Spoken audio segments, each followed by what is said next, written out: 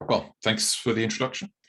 And yes, so with alongside other interventions in the financial system, this is one particular product we've been looking at and we're trying to launch as part of our efforts, particularly across East Africa, to ensure food security. But yeah, so on with the presentation. So some of you may be familiar with desert locusts, but for those of you who aren't, desert locusts are grass-eating insects, and they're commonly found in arid regions of Africa and South and Southwest Asia.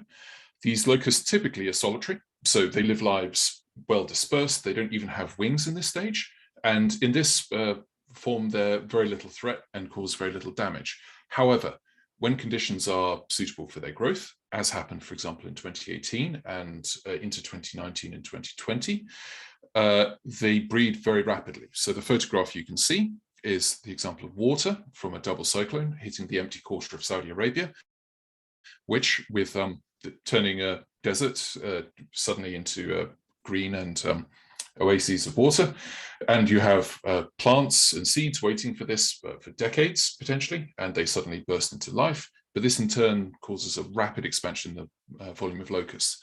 And when locusts hit a certain density, this triggers a physiological change and a behavioral change in the locusts. They grow wings and begin to swarm in order to find enough food. So this triggers the locust migrations, and these can be incredibly damaging. So just to show you, the areas in blue on this map are the areas where locusts typically reside when in recession. So this is periods when they are solitary. But during upsurges and outbreaks, they can spread well beyond this territory and cause extensive damage across many parts of the world. So the most recent outbreak was the 2018 or the late 2018 outbreak, which then resulted in swarms radiating outwards into Yemen and then into Somalia, where ongoing conflict made it physically impossible to monitor and control the locusts. And effectively, this created a reservoir that could continuously send swarms into the territory around it. So locusts went east into Pakistan, Iran, and northern India. They went west and south into Sudan, Somalia, Ethiopia, and Kenya. And the FAO has been trying to deal with this for, in fact, is wrapping up its efforts now, but has been dealing with it on and off for about 2 years, which has caused hundreds of millions in damage and hundreds of millions in control costs. And without those control costs, the cost would have been considerably higher, or the damage would have been considerably higher. So because of this, East Africa monitors its own territory for upsurges, but it is particularly exposed. Even if East Africa had perfect coverage of its own territory and perfect monitoring, they would still be exposed to migrations from outside their borders, where either due to geographical isolation or security issues, full control cannot be maintained of locust populations. So in addition to this, climate change is raising the pressure and threat of locusts, because in particular, the locusts are, the locust numbers are supported strongly by variable rainfall. Sudden bursts of intense rain can lead to rapid upsurges in locust numbers. And if this happens across a wide enough area, this can lead to very sudden and sharp upticks in locust numbers. And given that the Indian Ocean is seeing far more extreme weather events, this may well be a more common phenomenon going forwards. And as I mentioned, the insecurity and conflict across Somalia and Yemen is also hampering operations to control, and simply as well the geographic isolation.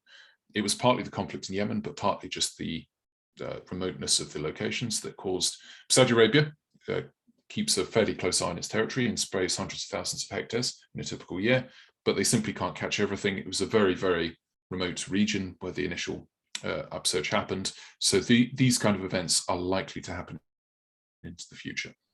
So what can be done? In order to prevent the damage from a future locust outbreak or upsurge, we're proposing the creation of a novel catastrophe bond or insurance. We're not entirely sure. There's arguments on each side of how it will be structured, but this is yet to be finalized. So this will be centered around a future outbreak impacting the Horn of Africa. Though ideally, if this product is successful, it could be a similar product could be created for covering other regions, and additional products could be created for different pest or disease threats affecting crops. So there's two key reasons this is valuable, we think, in a locust outbreak. One, in the most recent outbreak, the FAO was forced to scramble for funds at short notice when it realized an upsurge was occurring, and this delayed the response as they had to go through rounds of donor appeals. And then secondly, the FAO had to then procure the additional resources needed. In a standard year, around 7,000 hectares are sprayed across the entire of East Africa. During the upsurge, 100,000 plus hectares were being sprayed each month. So the pace of the response needs to shift up massively, and these resources simply cannot be held idle for extended periods. So they need to be brought in. This requires rounds of procurement, and this is occurring while the locusts are causing devastation. Our proposal is to have funds pre-secured for the response, and parties procured in principle. They would have an agreement signed with the bond or the insurance, whereby upon their clause being met or their clause being triggered, their work would begin after a set period of time, effectively starting a response as soon as physically possible, as opposed to once the bureaucracy in terms of the fundraising and procurement has been completed. So this raises the two key advantages that we discussed. The payout could occur as soon as the threat from locust is detected, rather than after rounds of fundraising. And the response could begin as soon as possible. There will still be a delay in terms of people need to access the region, contractors will need to be flown in, the additional chemicals will need to be shipped in, etc., or flown in. There will be delays in the response, but this will be as fast a response as can be managed by the parties, as opposed to having delays built in by its nature. So we would expect this, given the exponential growth of locusts, to significantly both reduce the damage and the total cost of an outbreak by containing locusts when the swarms are much smaller.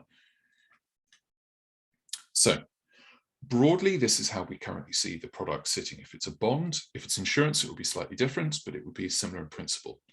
You'd have a special purpose vehicle set up. Investors would provide the capital. Potentially, these investors could also be donors if they wanted to provide concessionary or effectively donor capital to the bond. But if they're a commercial investor, they would be receiving coupon payments for this. The donors / governments, though this would primarily be funded by donors, it's possible that governments in the region may provide part of the funding, would contribute the coupon payments, and in return would receive coverage from the bond and the cost savings in the event of the next outbreak. The FAO would manage the response as it has before, because it operates at a regional level and has experience around this globally. So the FAO would coordinate with the governments and manage the response as it has before. And when the bond is activated and the trigger is met, the payment would flow to the contractors, who would then provide the chemicals and the services needed for the surveillance and control operations. A key part of the bond is the trigger. So these are the conditions for the payout for the control operations to begin. This is an issue that we're still working on, because one of the key problems of locusts is there's no Richter scale. And the FAO has written extensively about this and the problems where they effectively at the moment have to trigger responses based upon their own judgment. And they have a concern not to, in essence, cry wolf. They need to make sure that the outbreak is going to occur, and but then also trigger the response early enough to be able to launch the procurement and fundraising needed. This would be, so in turn, we're trying to use advances in surveillance, because surveillance assets are now expanded in the region, and those assets will remain in place just to monitor locusts during the recession period. So some trigger tied to this could well be effective, but at the same time, it's likely that there will need to be several triggers that potentially be at different grades with full, but so if any of single trigger is met, these would then lead to the funds being paid out. Yeah, finally, it's possible a proof of loss clause could be included. So that's where the FAO could trigger the bond earlier than on their own judgment. If they believe that a trigger, even if it hasn't been met yet, it will be met shortly. If the trigger is met as expected, the bond continues as it would. If, in fact, they were mistaken and the trigger is not met, then the FAO would pay the capital back out of their own money for the investors. And then finally, the FAO would have the option not to trigger the bond if they wish. If there was a reason, for example, the trigger conditions happened to be met, but the intervention was not needed, the FAO would have the option of saying, for the moment, we won't need this response, but they can monitor the situation and potentially trigger it at a later date. So what do people get out of this? In exchange for the ongoing payments, the donors and countries in question would get control operations covering around 500,000 hectares. So this would cover around the first 3 months of a response at a very high rate, very high tempo. This would significantly reduce the risks of locusts via a much earlier response. And it would expect to both reduce the cost of the next intervention and reduce its damage. So if the swarms are still migrating after this point, because it's entirely possible, for example, that Somalia and Yemen will be a reservoir as they are in the past and be continuing to lead to the migrations, the bond would cover the initial period, and it would provide plenty of time for the traditional rounds of donor funding and further procurement,